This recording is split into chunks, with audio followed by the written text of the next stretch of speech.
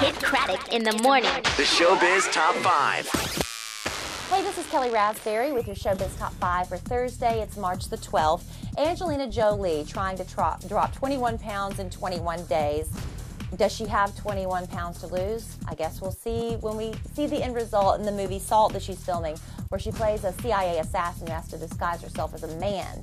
Now, Brad Pitt is said to be very upset with Angelina for going on this radical diet. Basically, she's doing the Martha Vineyards detox diet. I actually thought about doing it myself at one point. It's basically where you drink this concoction, you throw in a blender of fruits and vegetables and gulp that down every 2 hours and no solid foods for 3 weeks. So far, she's lost 8 pounds, but they say she's so weak she's had to actually incorporate a meal or two here and there just to keep her energy up.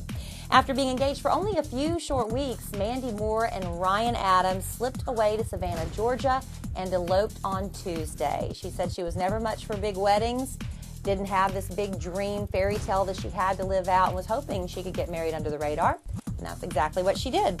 Lily Allen says she's planning on doing this sort of Employee of the Month competition for the people touring with her. She says for the longest time, she's always flown in first class with her tour manager sitting right beside of her while everybody else flies back in coach.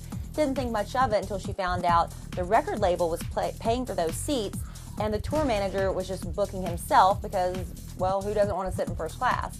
Well, she kind of had a problem with that and thought everybody should have a turn. So she's doing a little employee appreciation program, so even the roadie can have a chance to sit in first class with Lily, because she's not giving up her seat no matter what.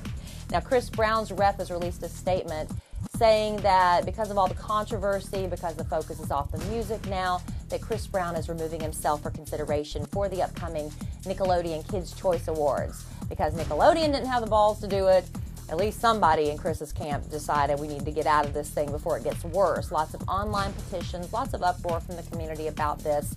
And so now Chris Brown no longer up for consideration. Joaquin Phoenix continues this hip-hop charade he's trying to pull on everybody, but at least he's committed to the cause. He was performing at a nightclub in Miami Beach, scheduled to perform, showed up 4 hours late, so the crowd was already kind of riled up at that point. Showed up real disheveled, smoking a cigarette, kind of rumpled, and was mumbling his way through his first rap lyrics when somebody started heckling him.